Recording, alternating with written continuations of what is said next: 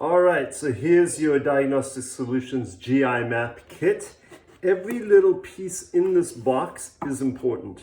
Probably the most important part is this is the requisition slip. All I'll be doing is putting my signature there. You need to fill out your patient name and all the information there, and then the date collected. I will check the appropriate boxes here. The next thing to pay attention to is the collection instructions.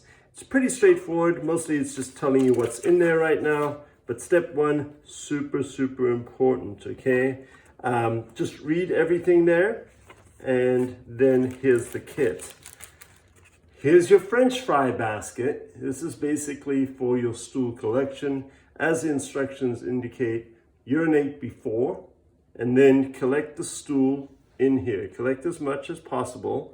And then you're going to open up this kit where there's a vial.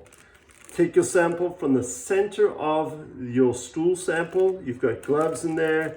Anything you need goes into the vial. Then you are going to put it in the specimen bag, seal it up, return it to the box. Obviously toss this away. And then once you seal it, with your requisition slip, so they know who the poop's coming from, it goes in here and in the FedEx kit. Drop it at a FedEx every day except Saturdays because of overnight shipping, and you should be good.